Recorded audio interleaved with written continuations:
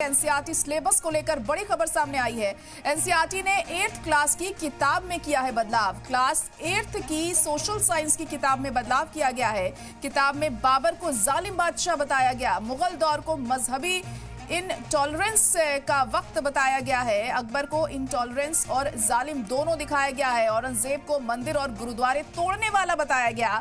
तो इस वक्त की बड़ी और अहम खबर आपको बता रहे हैं कि एनसीईआरटी की 8वीं क्लास की किताब में किया है बदलाव इसमें किया गया है। चैप्टर्स में बदलाव किए गए हैं। आपको बता दें कि क्लास 8th की सोशल साइंस की किताब में यह बदलाव हुआ है। किताब में बाबर को जालिम बादशाह करार दिया गया है, मुगल दौर को मजहबी इनटॉलरेंस का वक्त बताया गया और अकबर को इनटॉलरेंस और जालिम दोनों दिखाया गया है।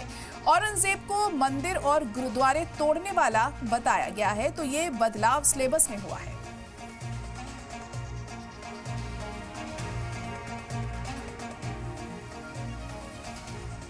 एनसीईआरटी के इस फैसले के बाद सियासत भी तेज हो गई है। बीजेपी और ऑपोजिशन एक दूसरे के आमने सामने हैं।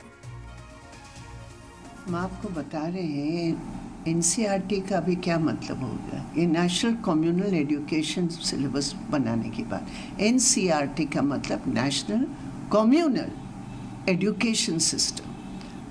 ये सिलेबस की पूरे तोड़ मरोड़ करके जिस तरह हमारे इतिहास को हाईजैक करने की प्रयास कर रहे हैं, एक संकीर्ण पॉलिटिकल एजेंडा को लेकर, ये हमारे बच्चों की, हमारी जनरेशन की पढ़ाई में जो सांप्रदायिकता की बीज डालने का प्रयास कर रहे हैं, ये बेहद गलत है, ये बहुत ही गलत है।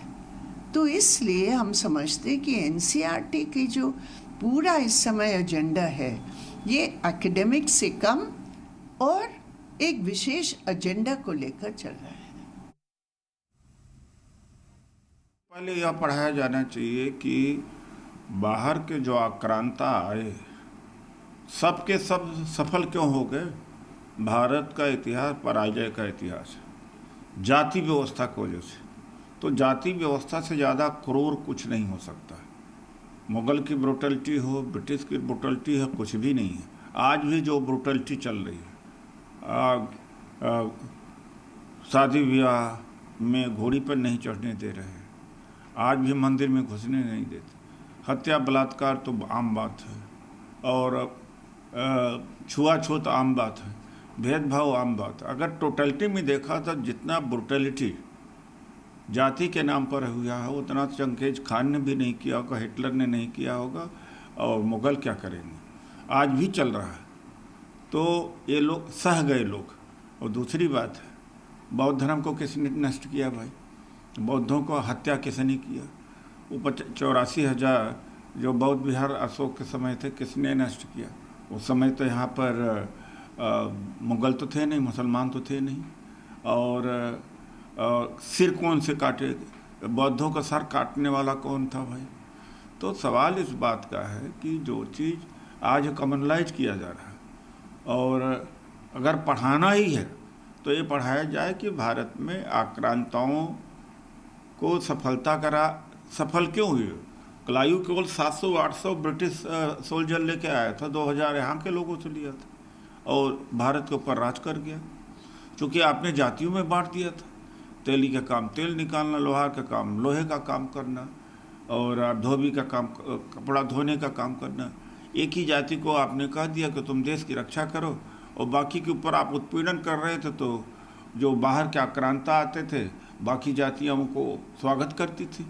तो आज मुग़ल आए या बाबर आए, तो इसके लिए जिम्मेदार कौन है?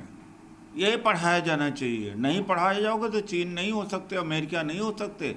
आज भी जाति का जहर इतना अधिक है। पहले अपने आप को ठीक कर लीजिए, सब ठीक ठाक हो जाएगा।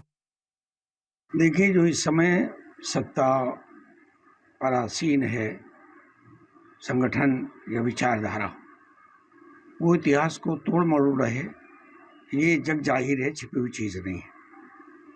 हालांकि कोई भी विकसित देश और विकसित समाज तभी विकासोन्मुख हो सकता है जब इतिहास को यथार्थ के संदर्भ में ले।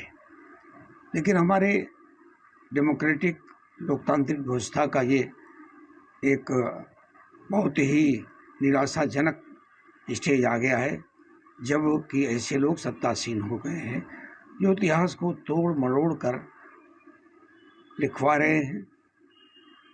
Indian Congress of history, Congress of the history, इतिहास का के लिए जो हमारा संगठन है, उसको भी ये ऐसे लोगों के जरिए भर रहे हैं जो एक विशेष मानसिकता के लोग हैं।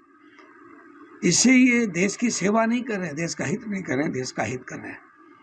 मैं समझता हूँ कि हमारे देश के कुछ लोगों को तो ये मूर्ख बना सकते हैं, अंधभक्तों को तो ये गुमराह कर सकते हैं, लेकिन दुनिया के तमाम मानव जाति को ये न तो गुमराह कर सकते हैं न मूर्ख बना सकते हैं। दुनिया में जब इतिहास पढ़ा जाएगा तो ये जाना जाएगा कि औरंगजेब ने, जो भारत के मुगल शासक थे, जिन्होंने जाहिर है अपने शक्ति, अपने तलवार के दम पर सत्ता हासिल की थी। बाबर के बारे में जो इन्होंने लिखवाया है नई एनसीईआरटी किताबों में, बाबर को तो हमारे राणा सांगा जी ने बुलाया था। किसको हराने के लिए? देश के एक राजा को हराने के लिए। क्योंकि वो जीत नहीं सकते थे तो बाबर को आमंत्रित किया, बाबर आए। बाबर के पास चूंकि उस समय बारूद की शक्ति थी, तोप थी, उस जमाने में उनके पास ऐसी रणनीतिक क्षमता थी कि उन्होंने विजय हासिल की। और जिसके दम हाथों में तलवार में जितना होता था उतनी रासनता उसकी होती थी। अब बाबर क्रूर था कि नहीं क्रूर था, ये तो दुनिया के इतिहासकारों ने लिखा है और सैकड़ों साल पुराना इतिहास है।